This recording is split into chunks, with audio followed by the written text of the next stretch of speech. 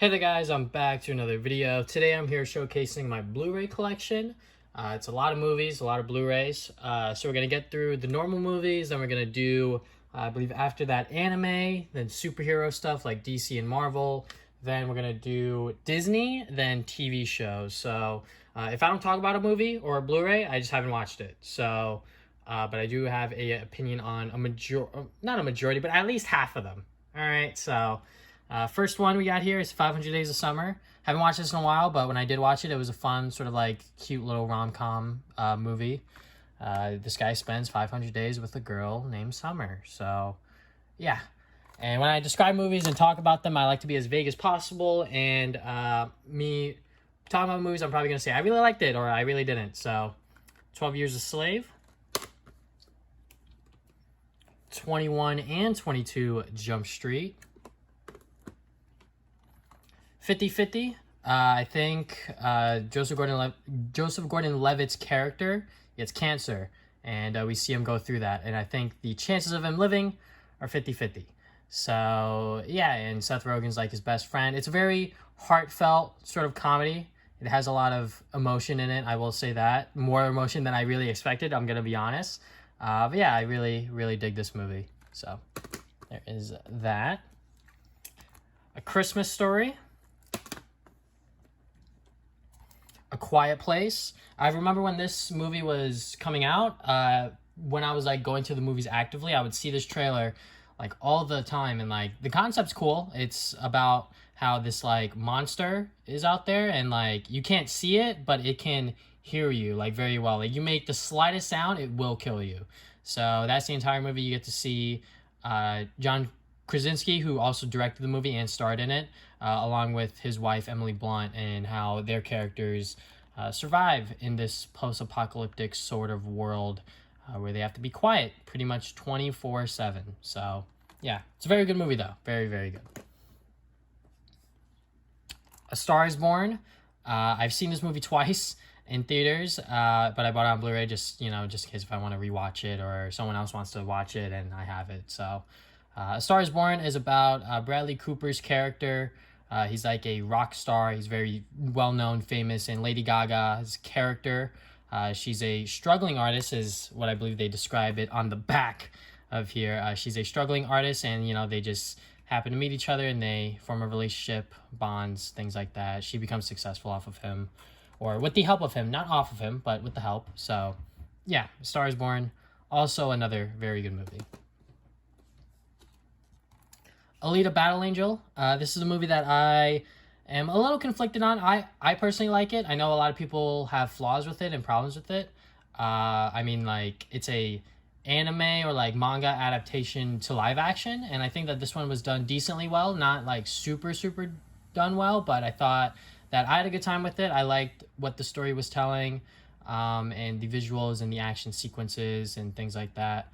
Yeah, it's sort of like a fish out of water. Alita, she doesn't remember anything of her past life. She's a new cyborg battle angel sort of thing. So, yeah, I honestly would love to see a sequel for this movie because I think that it is, it's not that bad. It's not fantastic, but I thought that it was fine. So, American Sniper, Annihilation. I will never forget when I went to go see this movie in theaters in the morning or something like that. It was like 10, 11 a.m., maybe even earlier. But this movie was weird. I've only seen Natalie Portman in like the Star Wars stuff, so I'm not too familiar with her work, but seeing her in this, she was all right. But the story, it's a sci-fi movie, but I honestly forget what the story is, but the ending and like the last part of the movie was kind of just like, what the hell's going on? This is from the same director that did Ex Machina, which that movie I had a little bit of an easier time understanding. This one I don't even remember a lot of it. I know that they go into like this other world and like other things happen, and yeah, it's weird. It's definitely a very, very weird movie, but I honestly still think that you should at least give it a watch. I wouldn't say that you should buy it like I did on Blu-ray. The only reason I have it is because my brother wanted to watch it. This is why it's open, because he didn't see it in theaters, but yeah, it's definitely a weird movie. Next one we got here is Baby Driver, directed and and written by Edgar Wright. It's about a guy named Baby who's really good at driving, and he works with bad people, and he wants to get out of that. So you get to see on how that progresses and things like that. Because Baby isn't a bad person, but he just happens to be hanging out with the wrong people. So, yeah, it's a lot of action, a lot of cars, a lot of cool sequences. The movie has a lot of style, I will say that. And yeah, it's a fun action movie. I really, really enjoyed it. So, yeah, another recommendation from myself. Next one we got here is Battle of the Sexes, based on a true story. I don't think a lot of people really talk about this film. It's definitely weird to see Emma Stone and Steve Carell in a movie together. I never thought that would happen, but here they are. It's a tennis movie. So it's about a female tennis team like coming up or something like that. It's been like a year or two since I've watched it. But yeah, and like Steve Carell's character, he's like a legendary like champion. And I think there's like a show match or something like that where like Emma Stone and Steve Carell's character like face against each other and things like that. So definitely a cool movie, I will say that. Not one that I would recommend for everyone, because I can see why some people might find it a little boring. There is like drama sequences or like drama scenes to like, make the movie somewhat interesting instead of, just like a full-blown just like tennis stuff. So yeah, it's all right. Next movie we got here is honestly one that I really, really enjoyed, is Black Klansman. This is a Spike Lee directed movie, and it was produced by Jordan Peele. And pretty much this movie is about this guy, forget the actor's name, God damn it, John David Washington's character. He's a cop, and he goes undercover, and he talks to like KKK members. But obviously, since he is black, if he goes in as a KKK member, or like shows up to the meetings, obviously it's gonna look suspicious. So he has Adam Driver's character go in for them, and yeah, that's pretty much the entire movie. You get to see on how that sort of dynamic plays out, how they work together, what they find out about the KKK and things like that. So yeah, honestly, a very interesting and a really enjoyable movie. So there is that. Last one in this mini stack I got here is I guess I must have bent it or something, I don't know. Back to the Future, the trilogy. This is a set of movies that I honestly didn't think that I would watch anytime soon, but I recently watched it with my friends, and I just bought it on Blu-ray because it was on sale. But yeah, this is a fantastic sort of like timeless trilogy of movies. I think that when people think about 80s film, they probably think of Back to the Future, because this like trilogy of movies is very, very, very iconic. And the way they use time travel in this movie, I think, is done right. I think it's done well enough. They established the rules pretty quickly in terms of how time travel works. But the first film I adore. I really, really enjoy the first movie. The second one, it's all right. The third one is also okay too.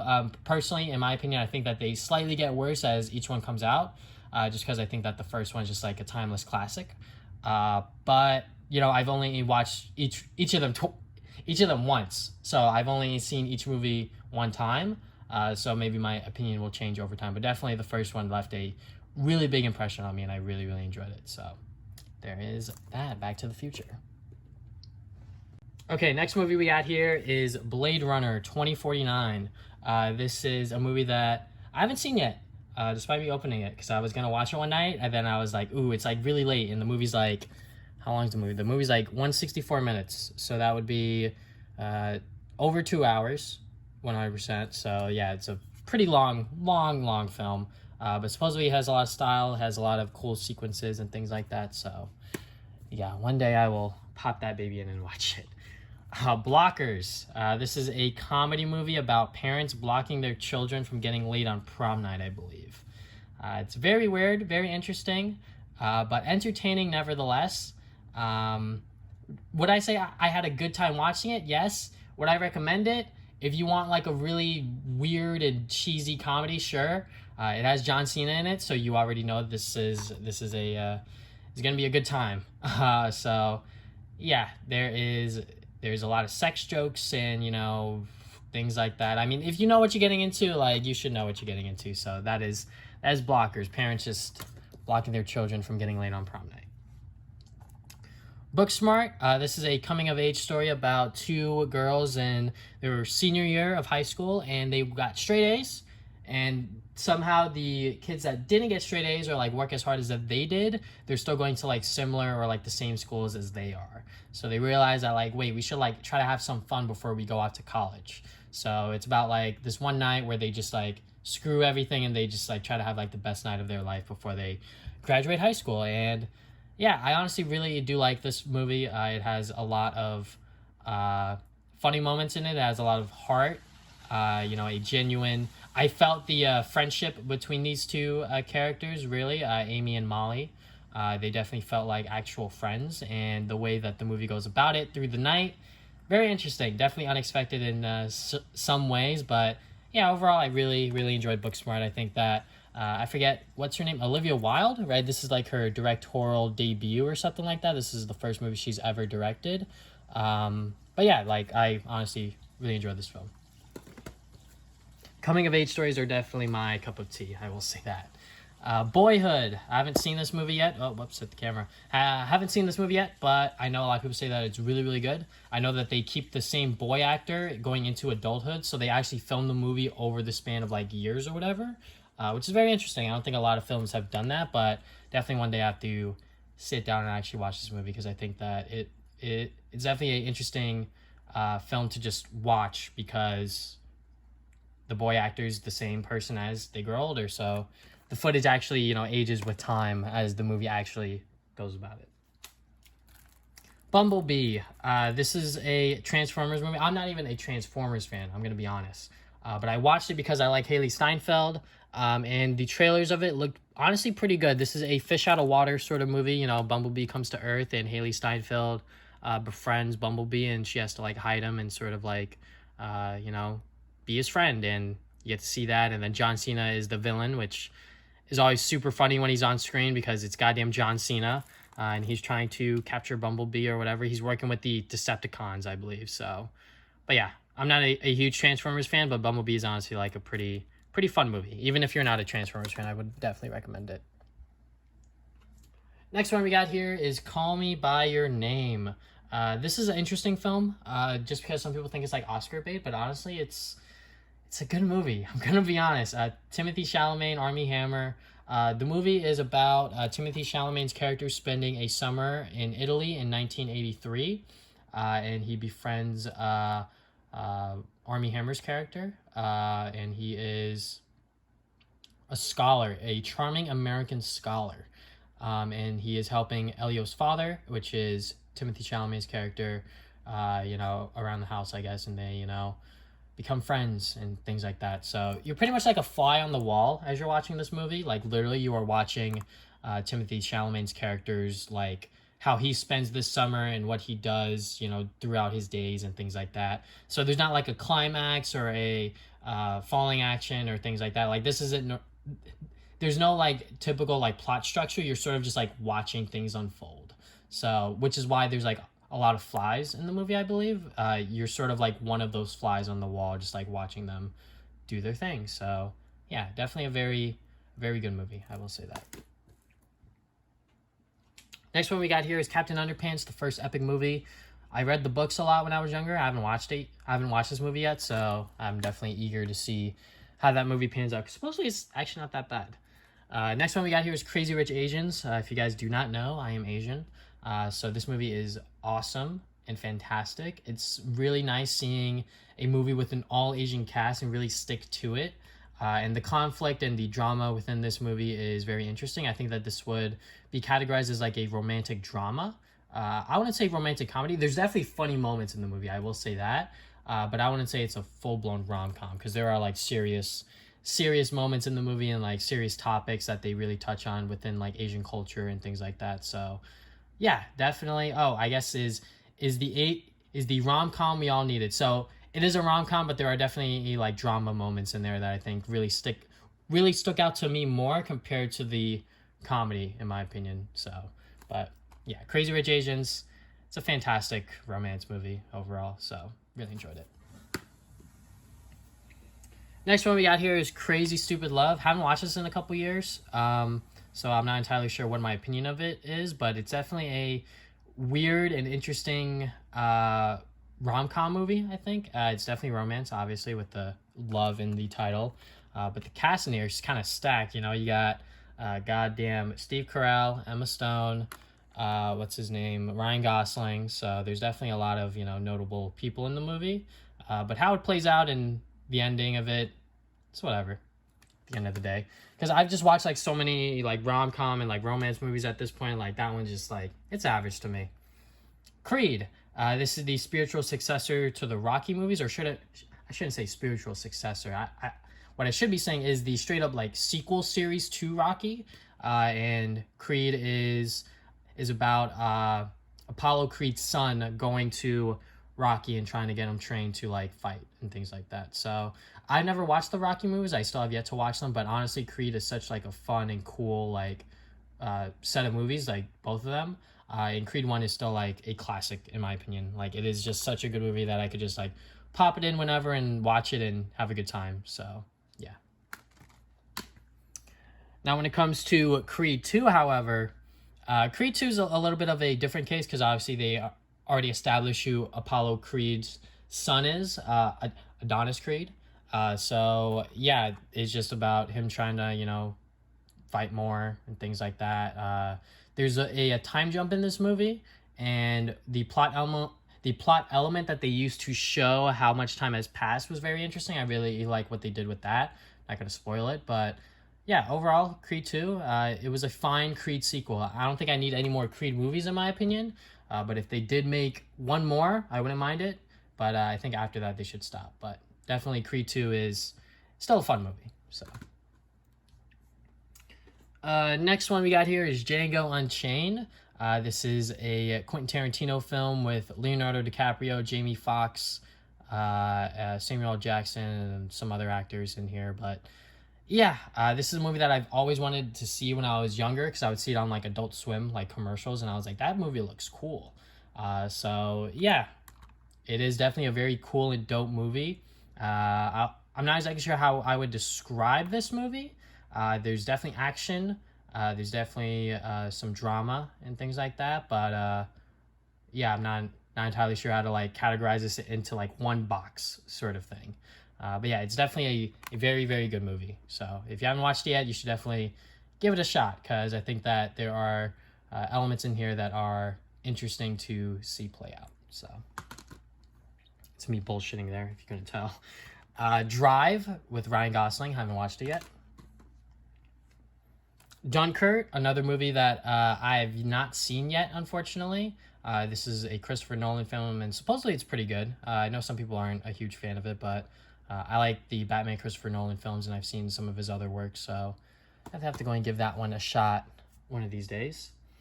Next one we got is The Edge of Tomorrow with Emily Blunt, Tom Cruise. Haven't watched it yet, but with those two leading the movie, it has to be good, right? Next one we got here is 8th Grade, written and directed by Bo Burnham. He is a YouTuber, or a former YouTuber, and he wrote and directed this movie. And I'm not a huge fan of Bo Burnham's like work in YouTube. Like I didn't like watch his stuff when he was still a YouTuber, but just by him being a YouTuber and a content creator, I was definitely very interested to see how this movie was gonna play out. And it's really, really good. I watched it in theaters, and I think I watched it once at home, which is why it's opened. But yeah, it's about a girl going through 8th grade. It's another coming-of-age story, but the writing for this movie doesn't feel cringy or over the top. Like, it actually feels like genuine stuff that you would worry about in, like, 8th grade. And yeah, you know, she's just trying to figure herself out still because still a middle schooler going into high school. So, yeah. Definitely a very good coming-of-age story. If you're a fan of coming-of-age stories, you should definitely give this one a shot. You will be surprised on how good that one is. Ex Machina.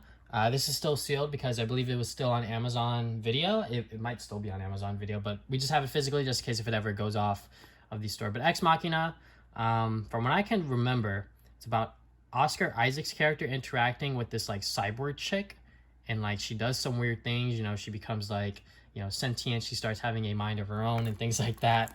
A sci-fi movie, definitely this one is.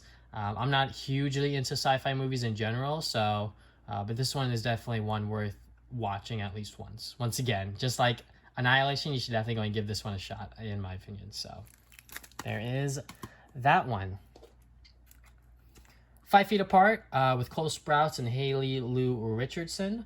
I'm a huge fan of Cole Sprouse. You know, Real Life of Zack and Cody. That's my jam. And I think that this movie is a very cute sort of, I want to say rom-com. It might be a rom-com, honestly, because there are a lot of funny moments and jokes in here. But it's about these two. They have like a sort of like illness, and they both fall in love in the hospital. And, you know, they have a group of friends that they also interact with and things like that. So, but they have to be 5 feet apart from each other or else they're going to die. So, yeah, it's very cute. A genuinely moving and intimate moment between the star-crossed protagonists that evokes a similar scene from The Notebook. I don't want to say all that. I mean, I haven't watched The Notebook, so I can't really say that. But yeah, there's definitely a lot of heartfelt moments and very touching scenes. So yeah, I like this movie. Next pile we got going on here. First movie I have not seen yet. Forgetting Sarah Marshall. Just going to move that right in there. This one we got here is Game Night. So this is pretty much about a group of friends who do game night like a lot, and they are very competitive when it comes to board games, which I wish I was super competitive when it came to board games with my friends, because I'm honestly not that super into board games. But this one, it actually turned into like a real life like murder, like mystery murder sort of board game, and like it bleeds into the real world, and there's like an actual like murderer on the loose and things like that. So the movie does get a little crazy. There are some like, I think, jump scares, but I'm not sure if this is like, I'm pretty sure it's not a horror movie. There's definitely more like funny moments and like goofy stuff that happens that isn't like, oh my God, like this is gonna like scare me or things like that. Like this is definitely like a comedy movie. Definitely a comedy movie. So yeah, it's a fun time, honestly. Next one we got here is Get Out. So, yeah, if you don't know about Get Out, this is Jordan Peele's directorial debut, and he did a fantastic job with it. It's about this guy and his girlfriend. They go upstate or whatever to visit her family, and it turns out her family's a little weird, guys. So, yeah, stuff happens, and yeah, it's definitely a very cool film. Like, stylistically, like, there are honestly, like, some very cool scenes to see play out, and you know, a social commentary about racism and things like that. So yeah, very good movie. Once again, good job Jordan Peele, because he's honestly a pretty good director. So next one we got here is Gifted. This is the only other movie I've seen with Chris Evans in it that isn't Captain America or like Avengers, and he does a fantastic job in this movie. So this movie is about him being an uncle to this little girl, and she is a genius. She is super smart. So he's trying to like figure out if he wants her to be like a normal girl or like have her, you know, take advantage of this gift, but like he wants to have like a good balance of both sort of thing. So like despite her being like super duper smart for her age, he wants her to still, you know, live her life as, you know, a kid, because she is a kid at the end of the day. So yeah, definitely a heartfelt, very touching movie. And yeah, very cool. Next one we got here is Godzilla 2014. I haven't watched it yet, but supposedly it was good at the time. I'm not entirely sure. I like the new Godzilla movie, the recent one that came out. I thought that one was pretty good with Millie Bobby Brown and a couple of other actors in there. But yeah, this one I haven't watched yet. The only reason I bought it is because this is Bryan Cranston's his next role after Breaking Bad, and I'm a huge fan of Breaking Bad. So, but yeah, I just haven't watched it yet. Green Book, another movie I haven't watched yet, but supposedly it's really good. So we're just gonna leave that there. Hacksaw Ridge, Andrew Garfield. He is playing as this guy who doesn't want to shoot people, but he still wants to help and fight in the war. So he plays as a medic, I'm not sure what the word is, but you know, in the fight sort of medic. Like when people like get shot or wounded, he's the one that brings them back to base, and like he saved like a lot of people. This is 100% a war movie because there's a lot of body parts and blood and like really like gruesome stuff in this movie. So if you're not, you know, too fond of that stuff, definitely do not watch this movie, because oof, there's a lot of body parts that fly around. I will say that, but this is a very good movie to watch and sort of just see what happens, because it's honestly like amazing. So there is that. Next one we got here is 8 movies in one box set, the Harry Potter complete 8-film collection. A couple years ago, I just like watched all of them from like my neighbors because they have them on Blu-ray, and I was like, I want to see if I like Harry Potter. So I just watched all of them, and yeah, Harry Potter's cool. I'm not like super crazy about it, but when it comes to the 8 films, if I had to pick one, it's definitely Prisoner of Azkaban, the third one. The way that movie plays out with like time travel and things like that, like I was just a huge fan of it.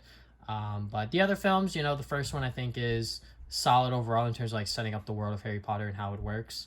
Goblet of Fire or Goblet of Fire, it's not that bad either.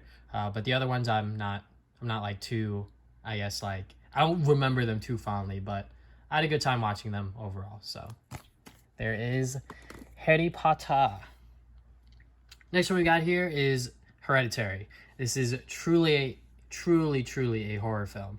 If you are not into horror whatsoever, like jump scares even like frighten you, do not watch this movie. This movie is insane in terms of what it does, like like the amount of suspense and like psychological horror that plays into this movie is kind of crazy. So there's a lot of just like crazy stuff that happens in the film, and yeah, a modern day horror masterpiece. I would say that, like sort of equivalent to that. This is definitely one of the best horror films I've seen in recent years, that have come out in recent years, I should say. So I'm still getting into the horror genre because I used to be a big scaredy cat when it came to horror, but now I'm being more open to it. The Home Alone duology. The other Home Alone movies do not exist in my eyes, but Home Alone 1 and 2, classics. In terms of Christmas movies, I have a lot of nostalgia for these movies because my mom showed me these movies when I was younger on like VHS or whatever. So I remember watching these films a lot during Christmas time and things like that. So yeah, Home Alone 1 and 2, great movies. The original is still better than the second, but the second is still, you know, good in its own right. Horrible Bosses. I watched this years ago, but I don't remember it, so we're just gonna skip past it. But if you had to take a guess, it's about horrible bosses. Hot Tub Time Machine. This is a wacky movie about a hot tub that literally goes back in time. So these 4 guys, they were hanging out in a hot tub, and then they went back to like when they were in college or whatever, and they were like having a party. So like in the 80s. So they like try to like redo and like recreate what happened, but like try to not like change the timeline too much.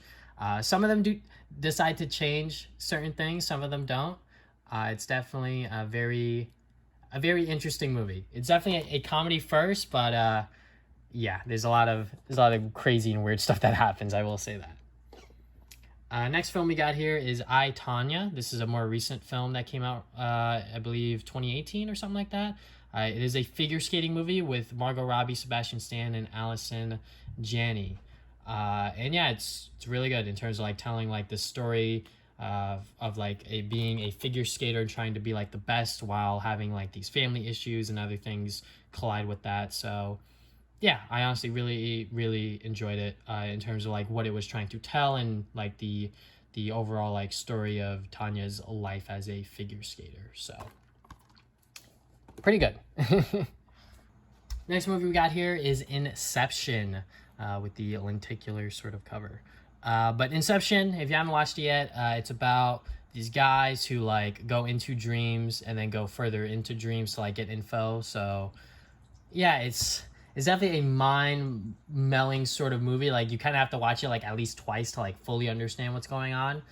Because I remember when this movie came out, a lot of people were confused as to what the hell was going on in the movie, but it has a pretty good cast. You know, Joseph Gordon-Levitt, Leonardo DiCaprio, a couple of other notable actors, I believe. Ellen Page is in here. So, yeah, there are some definitely good moments in here. I believe Tom Hardy's in here too. So, yeah, Inception is definitely a mind-melding of a movie, but once you like fully understand it, it's honestly like pretty good. So, next one we got here is It. I think that this is honestly a pretty good like starter movie to anyone that wants to get into horror as like a genre. There are jump scares, there are like sort of scary like suspenseful moments, but it's not like too insane. Because I watched the movie when I was like sort of on that edge between do I want to get into horror, do I not want to? But this one's honestly like a pretty good like starter. But the movie itself is really good. I really do like this remake of It. The kids, like you get to know them a little bit more, so or they're like the main characters that you follow that isn't Pennywise, because Pennywise is the clown trying to scare them. So yeah, overall, 2017 is pretty good movie. It Follows, haven't watched this yet, but I heard that this is a pretty good horror film as well. Next up we got here is the John Wick trilogy. I'm just going to put these other two right here. So John Wick 1, classic. I think that this is a really good just like action movie. If you just want like a movie of a guy just doing really cool stuff with guns and martial arts sort of thing, beating people up, killing people with like interesting tools and things like that. You got your movie here. That is the entire John Wick trilogy. So John Wick 1, really solid. John Wick 2, not too crazy about, but it's still just a step below John Wick 1. I think that this one definitely does a lot more world building, but the action sequences in this movie are still fun to watch. But I do have to say, John Wick Chapter 3 is very good. This is probably on par, maybe a little better than John Wick 1. Maybe it's just my recency bias of seeing John Wick 3 more recently. But yeah, John Wick 3 is a very, very good action movie. There are some great action sequences because a lot of the movie is action. I'm going to be honest, compared to the other movies, just because of the story that this one is set up from the second.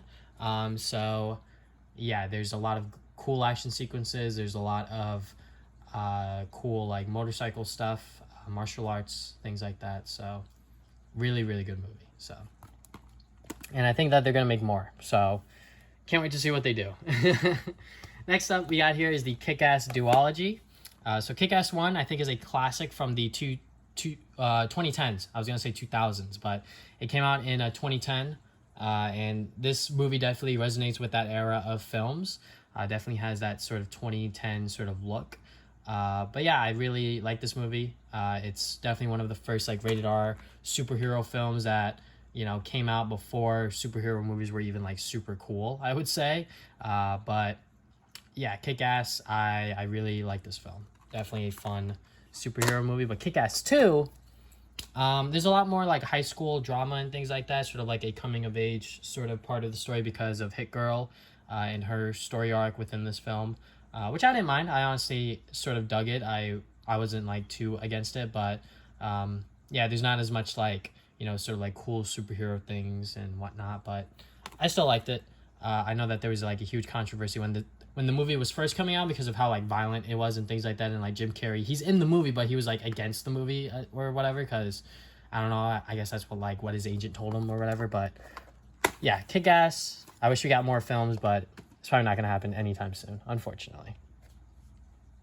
Next one we got here is La La Land. This is a movie that came out, I believe, late 2017 or something like that. This came out recently. Can't exactly remember the year. 2016. Jesus Christ. Oh my God, it's been that long. But yeah, this is a great musical movie. There's a lot of singing. There's a lot of dancing. With Ryan Gosling and Emma Stone obviously taking the main stage for most of the film. And yeah, it looks great. I really liked the chemistry they had together on screen. And yeah, like if you're into, or you could get behind a movie that is a musical with like a lot of dancing and singing, I think you'll enjoy this one because I honestly had a great time with it. So, and I don't normally watch musicals in general. So, next one we got here is Lady Bird. Lady Bird, another coming of age story.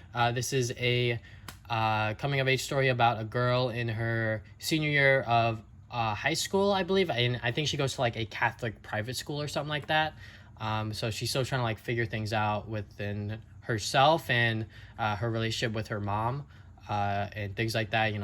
Stuff happens. So, more like high school stuff for like senior year. So if you're familiar with that, but this one does it like really, really well. Like, I don't know what it is, but it does things differently. I think it might be the relationship that Lady Bird has with her mom. I think that that's like the main thing. So yeah, Lady Bird, really, really good movie. Next one we got here is Long Shot. So this is a rom-com of all things. And this movie honestly surprised me with how good it was. I did not expect a movie with Seth Rogen to be this good as a romantic comedy. So yeah, like it's about Seth Rogen and Charlize Theron. their characters like sort of meet back up again, and they used to know each other from the past, but they've obviously gone like different routes in their life, and they happen to run into each other again, and they fall in love and get to know each other and have a good time. So yeah, very, very, very, very fun movie. I really enjoyed it. So yeah, Seth Rogen once again.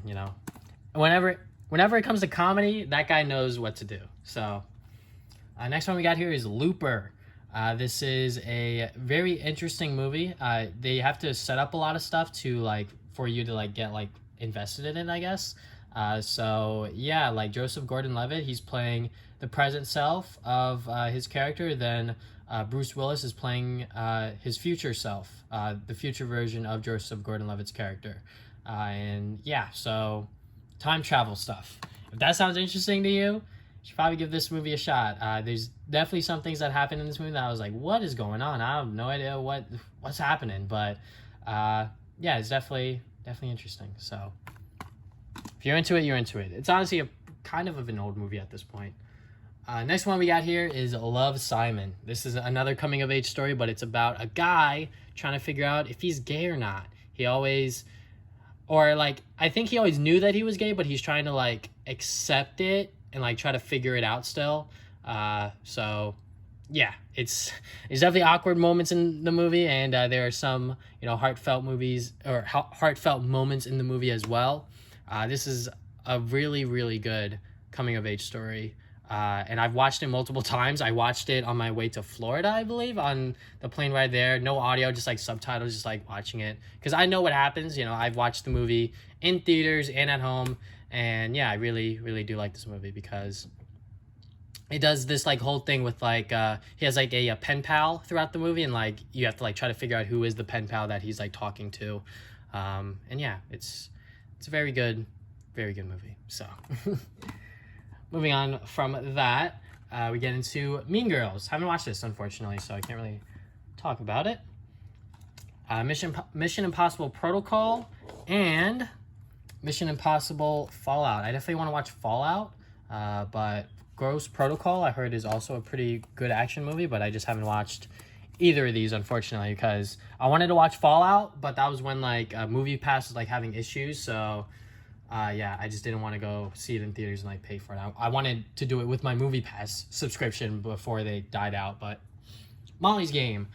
This is a movie about this girl who pretty much hosts a gambling ring or something like that. I forget exactly what happens in the movie, but it is Molly's Game that they're playing. Molly sort of plays them in a way when it comes to playing poker and gambling. So yeah, interesting movie. I haven't watched it in a while. Like I said, I haven't watched it since it came out on Blu-ray because my brother rented it or whatever. But we rebought it on Blu-ray because my brother fell asleep both times trying to watch it. So he wants to watch it because he knows it's a very good movie. But obviously that hasn't happened yet because it is still sealed. But from what I can remember, this is a good movie if you're into that sort of realm of oh look, this is gambling and things like that.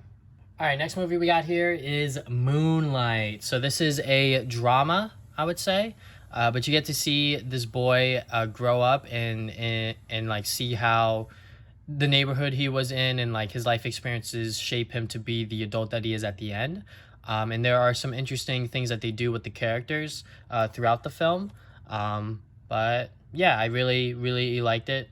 Definitely just a movie about human connections and self-discovery as a young black man. So yeah, I think that this movie definitely has a lot of heart, definitely has a lot of moments in it. So yeah, definitely recommend anyone to at least watch it once, literally anyone, just watch it at least once so you could see what the movie's about and see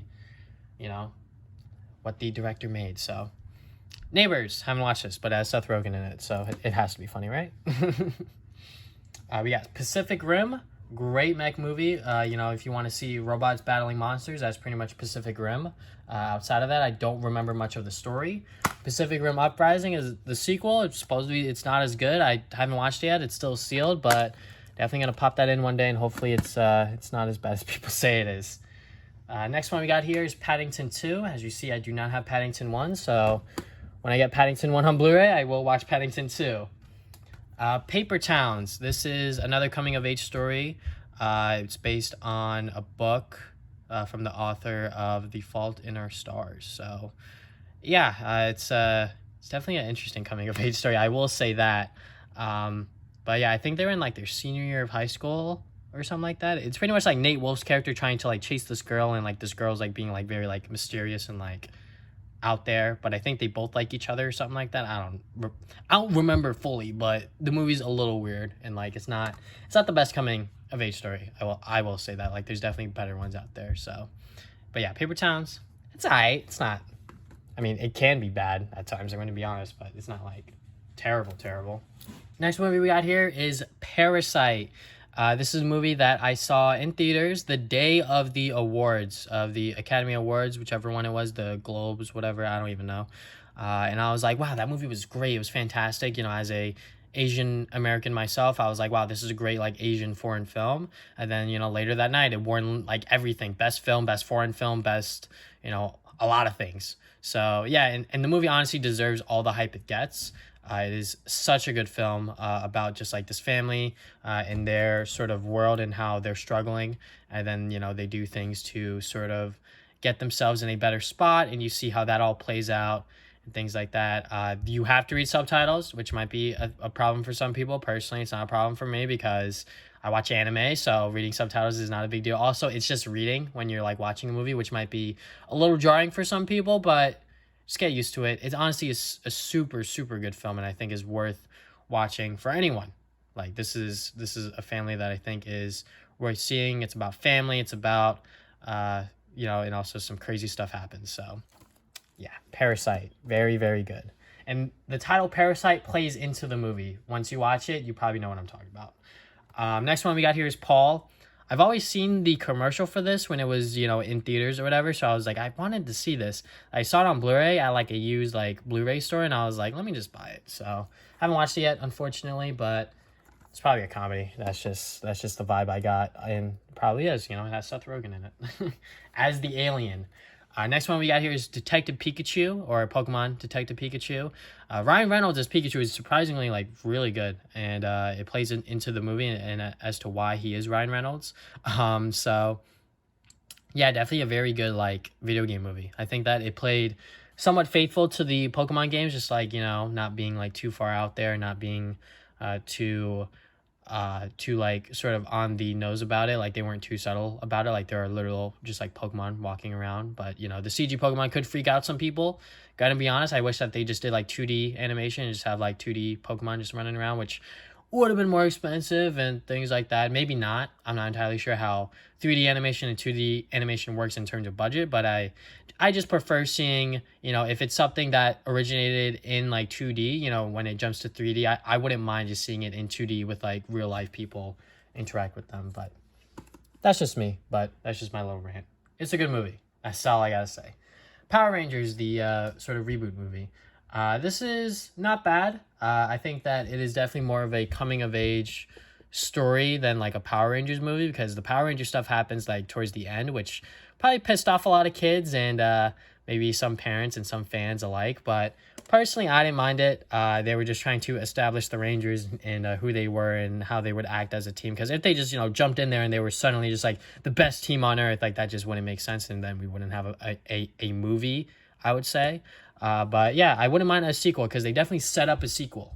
But I don't know if we're ever going to get that because the movie didn't do as well as they, I think, expected. But I would definitely like to see a Power Rangers 2. And I think a lot of the actors, especially the Red Ranger, he's gotten more recognition because he did star in Stranger Things 2. And that obviously did well for him. So he probably wants more if he were to sign another movie contract for Power Rangers. Ratchet and Clank. I haven't watched this movie yet, despite me being a huge Ratchet and Clank fan. And I didn't even see this in theaters because I heard that it was like meh. But yeah, definitely gonna have to give this one a shot because I think it just retells whatever the PS4 game told. So I'm not exactly like in a rush to watch it, but I would like to see, you know, how a fully CG Ratchet and Clank movie plays out. So there is that one. Next one we got here is Rocket Man. I didn't see this one in theaters, but my brother said it was good, so definitely have to pop this in one day and watch it for myself. Scott Pilgrim vs. the World. This is a fantastic comic book movie. because it is based on a graphic novel. And I think that what they do with this movie was really, really good and really clever in the way that they adapted the comic book and like did like comic book scenes and like added like, comic book like sound effects and things like that. Still with like the video game references being everywhere. I still like that, and I'm so excited that the game is coming to PS4, Xbox One, Switch, PC, etc. But yeah, the movie is super good. If you haven't watched this movie, watch it. It is so much fun, especially if you're a video game fan, because there's a lot of references in here that you'll probably pick up on. So yeah, and especially for the book, the original graphic novel, there's so many video game references. Like you will see them. Next one we got here is Searching. I love this movie. This is a great like sort of like found footage movie. Everything you see in this movie is done via a screen. So like when people are on screen, it's through like a computer screen, a phone, a laptop, whatever. So they do it very well too. Like they don't. It's very clever in how they do it. It's not like super like forced or shoehorned in. It doesn't feel like a gimmick. Like it actually serves in purpose of the movie, which I liked.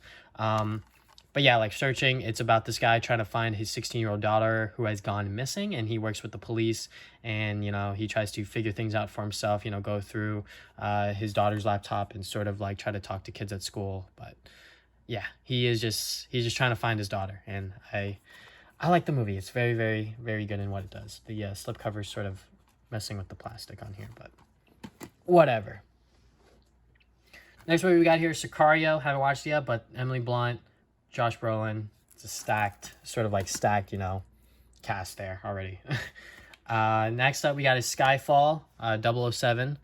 This is my first ever James Bond movie I watched on Amazon a couple years ago when it was still on Amazon Video for Amazon Prime members, but it's not on there anymore. I don't think it is. But this is a fantastic movie. I love it. It is honestly my favorite 007 movie, just because this is the only one I've watched. But it is so much fun. There's so much action, and Daniel Craig, my bad, Daniel Craig as James Bond. I see him as James Bond. He's cool. He's very, very cool. Split. Haven't watched it yet, but I heard that it was pretty good. It's about a guy with split personality, so yeah. Star Trek Into Darkness. Haven't watched any of the other Star Trek films, and I have not watched this one, so maybe when I will watch the other ones, I will give a chance on that one. I bought that at like a thrift store for like really cheap. Star Wars The Complete Saga before the Disney films. So this one has episodes 1 through 6. The prequel trilogy, say what you will about them. Yeah, they're kind of bad, especially 1 and 2. But episode 3, sets up Anakin Skywalker, which is kind of cool, but still, the movie is kind of bad. But I still remember watching Revenge of the Sith and then falling asleep in theaters. But yeah, and then the original trilogy, haven't watched them in a long time, so I can't really give a solid opinion on them, but I would agree that those are definitely the better films from the prequels. Moving on to more Star Wars, we got Star Wars The Force Awakens. This is obviously part of the new Disney trilogy. And this one's really good. I really liked it, despite it being like, a soft reboot, very similar to A New Hope or whatever.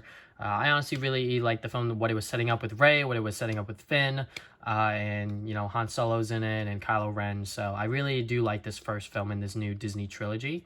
And I don't have The Last Jedi, unfortunately, but that film is my favorite out of the trilogy, I'm going to be honest.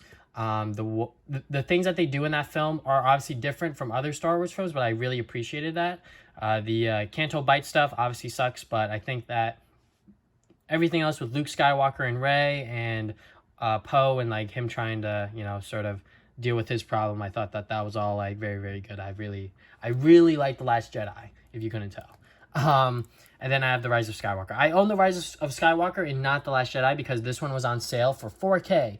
So eventually I am going to get like a 4K Blu-ray player or like the PS5 or whatever. So it was on sale, so I might as well take advantage of it. But The Rise of Skywalker has a lot of problems. Because they're trying to undo what Rian Johnson did within The Last Jedi, but also making a sequel to The Last Jedi. So this movie feels like there could be 2, just because the pacing's so fast and like a lot of things happen like very, very quickly. And then, the things that happen with like, Rey and like the final act and things like that, I was just like, I don't know. Like a lot of things that happened in this movie didn't sit well with me compared to like The Last Jedi and like The Force Awakens. I don't know.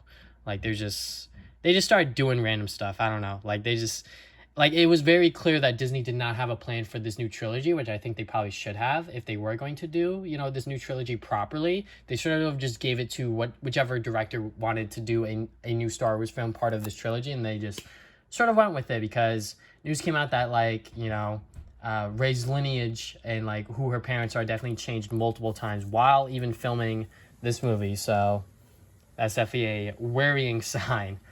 Straight Outta Compton, definitely want to watch this one day because I'm a huge fan of hip-hop music.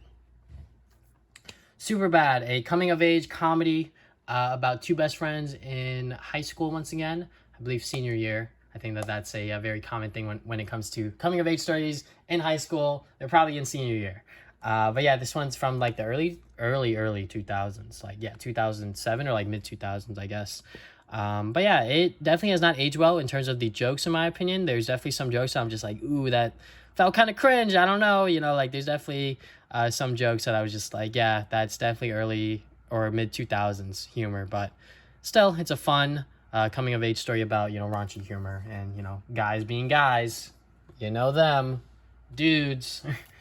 Then we got Ted. Haven't watched it yet, but I was always fascinated with this film because it's a goddamn talking bear that curses. So seems cool to me. Next two we got here is the Ninja Turtles movies. I got 1 and 2. I don't have 3 because 3 is honestly really bad. The original, timeless classic, gonna be honest. I'm a huge fan of when the Ninja Turtles are in a slightly darker tone. So this one definitely takes advantage of that. But yeah, it's just Ninja Turtles trying to stop Shredder. And Shredder, fires back and, hits the Turtles at multiple points in the movie. Ninja Turtles 2, they definitely played it a little bit more safe. The Turtles don't use their weapons as often. It's not as violent. They don't say damn 100 billion times. But yeah, it's definitely a fun movie. I will say that. Still a fun movie. Vanilla Ice, go ninja, go. Anyways. Next up we got here is the 40-Year-Old Virgin. Definitely a comedy, 100%. But yeah, it's about this guy who's a 40-year-old virgin, and then you see what his coworkers do when they find out and what he does as a 40-year-old virgin. But yeah, it's definitely interesting. Definitely interesting of a movie. This was Steve Carell's, I believe, breakout role. So very, very cool to see that in action. Next up we got here is The Disaster Artist. So this is a movie about the making of Tommy Wiseau's movie The Room. So yeah, The Room, if you don't know or haven't watched it, that movie is so bad it's funny. Like it is terribly bad, but it is hilarious at the same time. So watching this movie and seeing how like they recreate making those scenes, it was just great. So yeah, James Franco and Dave Franco do a fantastic job. Seth Rogen's in it as well. So yeah, really, really good movie. Really, really liked it. The Edge of 17. This also might be one of my personal favorite coming of age stories where like the protagonist is in high school. But yeah, she's just 17, trying to figure things out in high school, and her friends doing things, and she's trying to figure that out and what she wants to do. And yeah, definitely a coming of age story that I think is good because she's trying to figure stuff out, and like stuff just happens randomly and she doesn't even know what she wants. So yeah, sounds like high school. Honestly, you don't know what you want, but you got to figure that out on your own, hopefully, or maybe with some help. So The Farewell. So this is actually based on an actual lie, which is funny because the lie is that the grandma has cancer. So they all go to, I forget what Asian country they're from and like where they go, but pretty much they all go to like, have like one last, I guess, like time with her, and like she doesn't know because like she thinks that they're all there for like a marriage, for like a marriage ceremony, but they're actually all there because she's gonna die. So yeah, like it's very interesting to see how that plays out because Awkwafina's character definitely doesn't want that to be unknown to her. She actually wants to tell her, but family traditions and culture and how all that works, she just can't tell her. So yeah, definitely a heartfelt movie. Definitely a movie that had more heart than I really expected, I'm gonna be honest. So that is The Farewell. Next one we got here is The First Purge. I've never watched a Purge movie, but I know that the concept is just that there's one day of every single year where you could do whatever you want. You could kill, you could steal, you could do whatever. There is no law. That's the only law. So yeah, and this one came out more recently. I think that this is the newest one, but supposedly it's good. That's what one of my coworkers told me. So I kind of took their word for it. So yeah, gonna have to pop that in one day. Haven't watched it yet, obviously. Okay, so next movie we got here is The Girl with the Dragon Tattoo.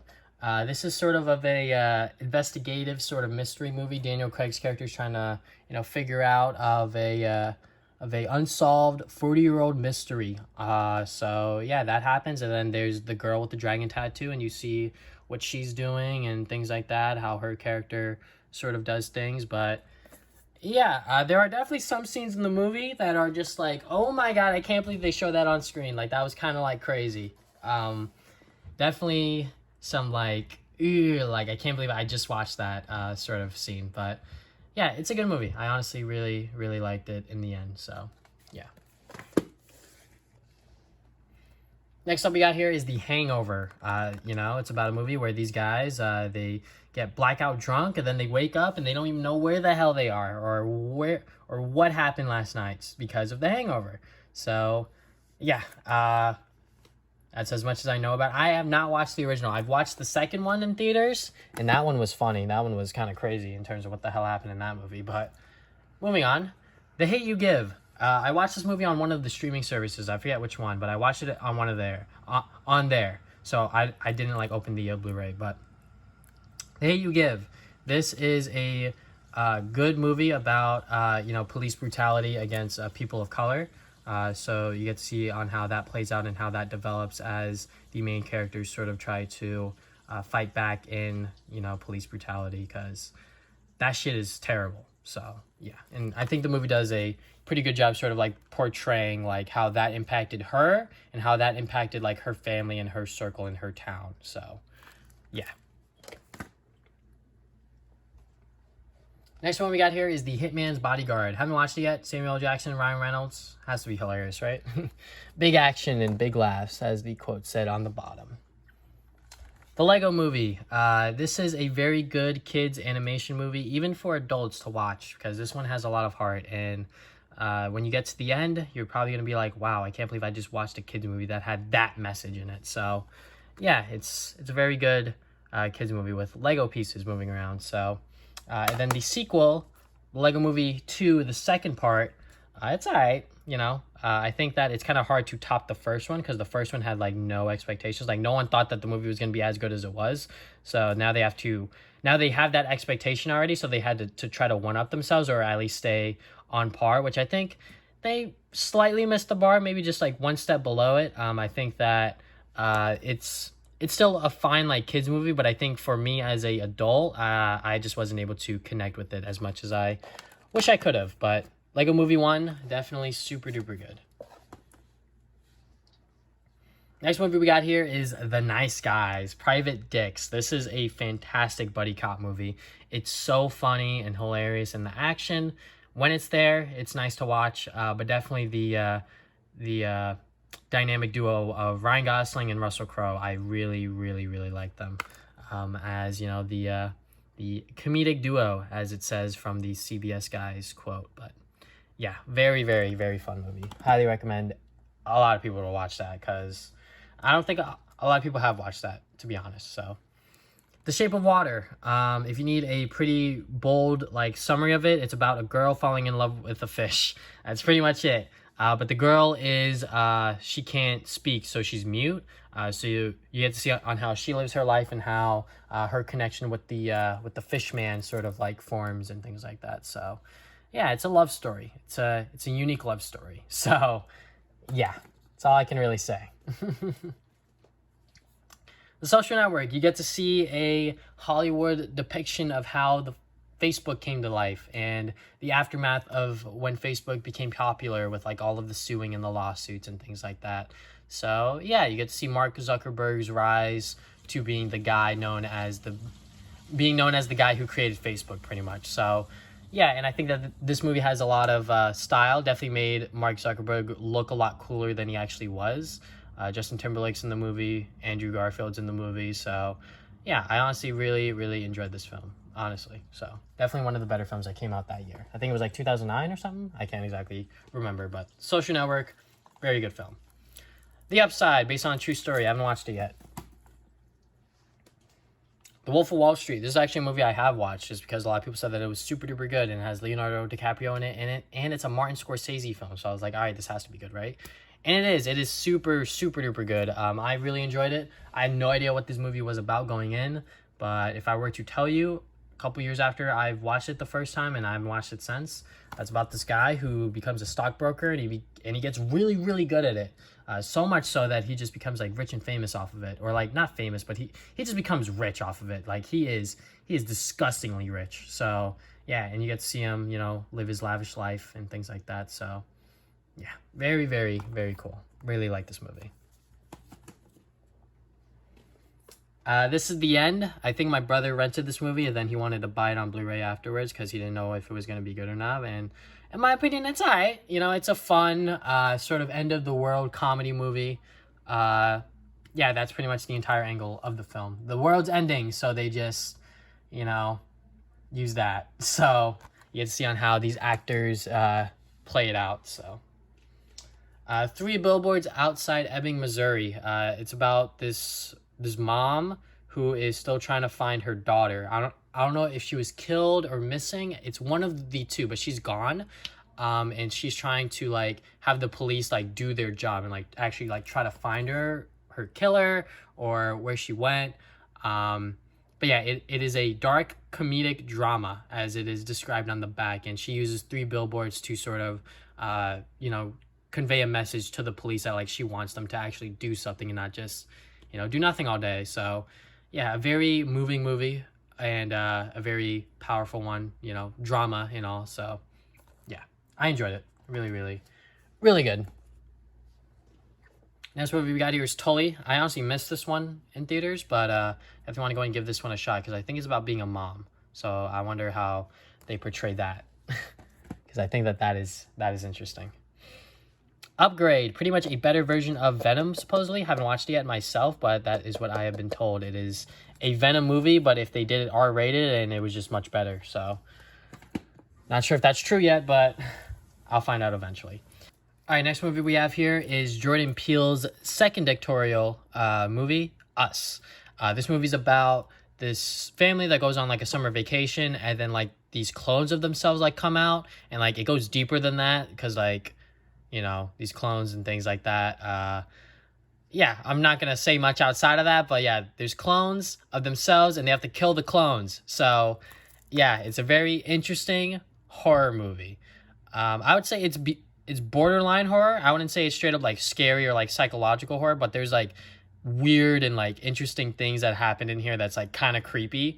And there are some jump scares, I believe, but overall this is a I wouldn't say cinematic masterpiece, but it's a very, very good movie once you like finally get to the end of it, because it's kind of interesting what they do with it. So yeah, that is Us. Next one we got here is Wonder. This is what I would describe as a wholesome movie. So this is about a boy who has this disease that makes him look different. And obviously kids, when you look different, kids are going to make fun of you because you are different, which sucks, but that's just how it is. And you get to see how him being bullied and things like that like affect him, but also his sister and his family. And, the ending is very much like, uplifting and very happy. So yeah, I definitely had a good time just watching this film in theaters. Just like, oh man, like I just feel good. Like if I ever wanted to feel good, I would watch this movie. Obviously the first part of it, I'm probably going to feel kind of bad for the kid, but like once I get to the end, man, it's going to be like that super, super duper wholesome movie. So that is Wonder. Next movie we got here is one that I really, really want to watch sometime soon. Yesterday. It's about this guy who knows the Beatles, but everyone else forgot. So he does things, with those songs. So I think that is interesting. He sort of just like makes songs that the Beatles already made, but no one else knows that it's the Beatles. So yeah. And last film we got here as a regular movie is Zombieland. Zombieland is a fun sort of comedy zombie apocalypse movie. Yeah, there is some drama moments, but I think for the most part it's, about being funny and things like that in a zombie post-apocalyptic world. The second movie is not that bad. I think that it should have came out a lot sooner and a lot earlier, but I think that Zombieland 1 is definitely a classic when it comes to being a comedy. So, yeah, very, very funny.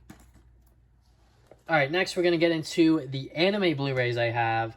So first we're going to go and get into the Dragon Ball stuff, because I am a huge Dragon Ball Z nut, if you did not know. So that's pretty much most of my anime Blu-ray collection. So I have scattered seasons of Dragon Ball Z. So I got season 2. I don't have season 1, unfortunately. I'll give you guys my opinion on Dragon Ball Z after I'm done. Season 3. I don't have season 4, but I have season 5.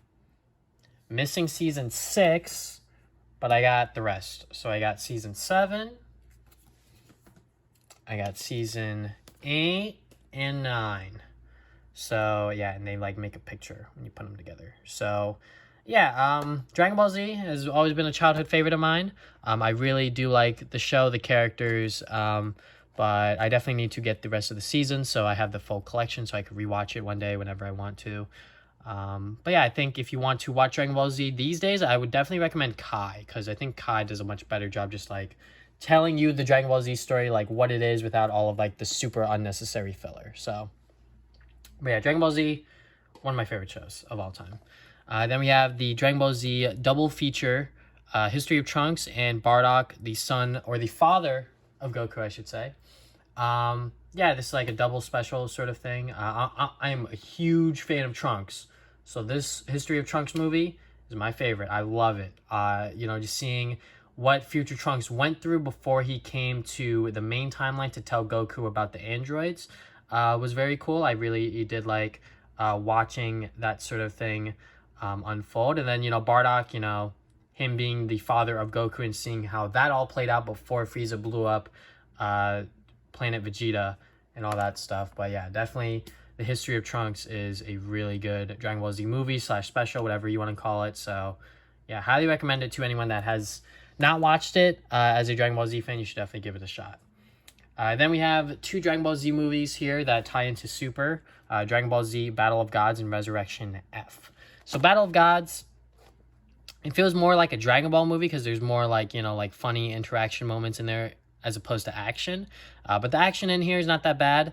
And then the Resurrection F is more about action. It's a lot more of just Goku and Vegeta fighting Frieza, along with the other Z fighters, you know, doing their part and things like that. But both of these films, I think, are okay at best. They aren't like super special or super fantastic, but, you know, they do lead into Dragon Ball Super, the anime. So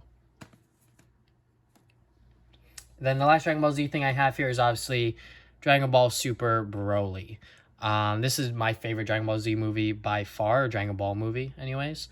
Just seeing, you know, Broly get brought into the main universe of Dragon Ball Super, or Dragon Ball in general, is very cool. Because the movies were all like what if scenarios sort of thing. But yeah, this film is super cool. Very, very good animation. Very good fights. And very awesome moments. So yeah, and they do a pretty good job like introducing Broly, who he is as a character and things like that. They actually give him a character. Like, that is crazy. So yeah, Dragon Ball Super Broly.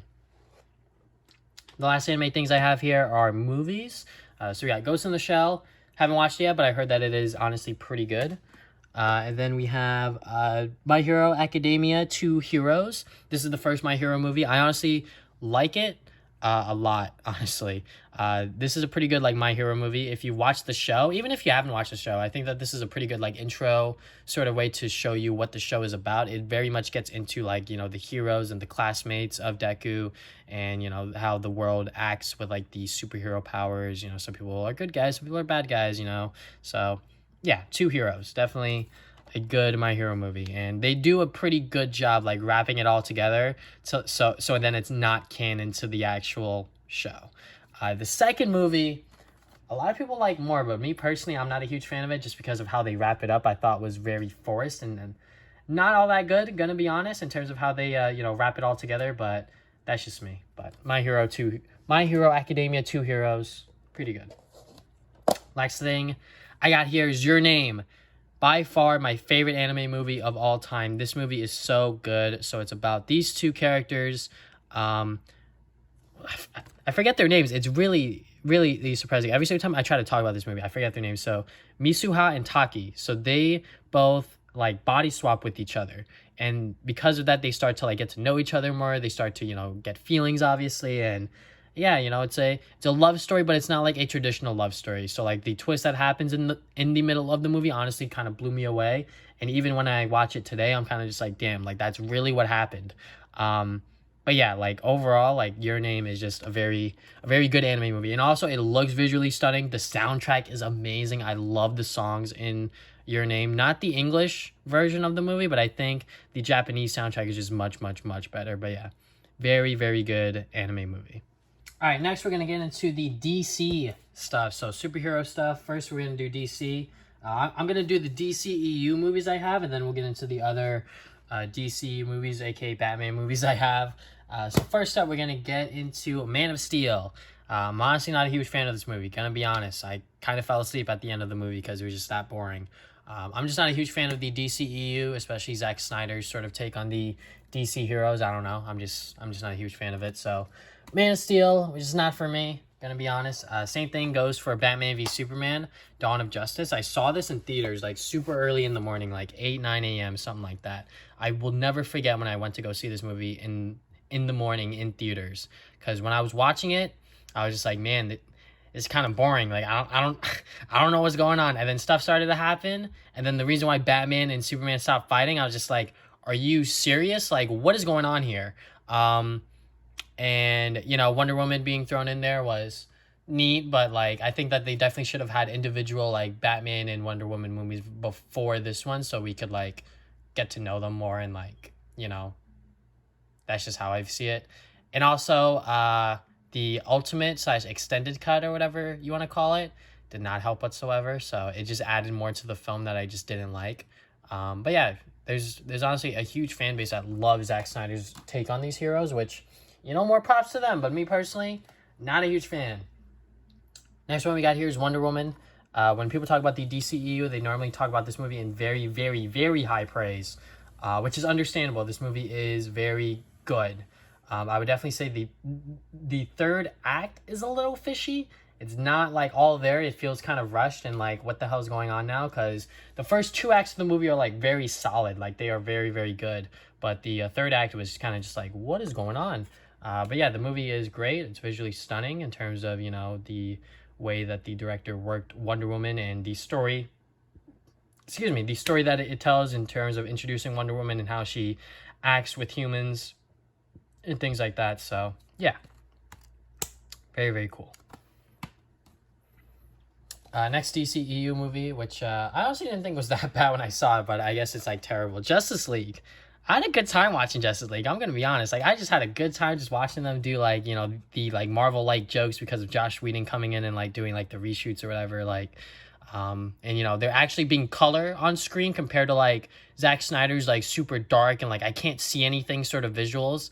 But yeah, like I honestly like this movie. I didn't even notice that like Henry Cavill had his mustache there, so they had to like CGI his face. I didn't even notice that stuff. I'm gonna be honest. Maybe I just wasn't paying attention, but Justice League was not that bad. I think it was kind of fun. Gonna be honest. Maybe it was fun because it was that bad, but Justice League is Justice League. Aquaman. This one was also kind of surprising me, but in a good way. It was surprisingly good because it sort of introduced us to how Aquaman became Aquaman and like his cast of characters and like his world and things like that.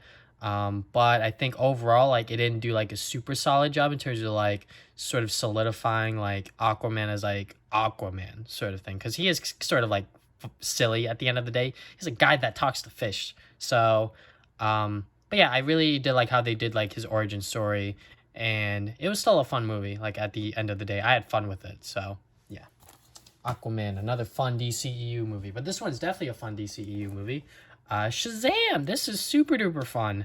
Yeah, it's a borderline comedy, I would say, but there are definitely coming of age story elements in here because it is about a bunch of kids, trying to learn how to use the Shazam power, and this kid being a foster kid trying to learn about the values of family and being good and morals, things like that. So yeah, Shazam is a fun movie, but definitely probably the best DCEU film. Maybe right next to Wonder Woman. Can't really say that for sure, but Wonder Woman and Shazam are definitely top notch. Now we're going to get into the other DC films that aren't part of the DCEU. First up, Batman Begins. Very good start for Christian Bale's Batman and Christopher Nolan's, sort of depiction of the Cape Crusader. Really, really liked it. Dark Knight is a great follow-up. Heath Ledger as the Joker, a very iconic role for him right before his passing, unfortunately. But yeah, Dark Knight, fantastic film, and I think a lot of people who praise it, it's warranted, gonna be honest. Then we get the Dark Knight Rises, which a lot of people say is bad. I don't think it's bad. I just think that it's just kind of slow in terms of like what it's trying to do. But I think it makes sense because, it's trying to show the Dark Knight rising and, sort of him like his downfall and then him coming back up. So I don't think it was terrible. I just think that it could have been, somewhat better. But it is what it is. We got what we got. And I think that it was a fine trilogy of movies at the end of the day. Next up we got here is Batman the Killing Joke. This is a fine Batman animation movie about the Killing Joke. I think that the adaptation could have been a little bit better if they actually just cut out the first part of the movie with Batman and Batgirl, that sort of like character development, because it honestly feels like two completely different movies when you like split those two apart. So like the first part of the movie is just Batman and Batgirl just like getting closer together, and there's like a sex scene. I don't even know what the hell that was about. And then, the Killing Joke stuff is actually the Killing Joke book. They straight up adapted most of it, like, pretty faithfully.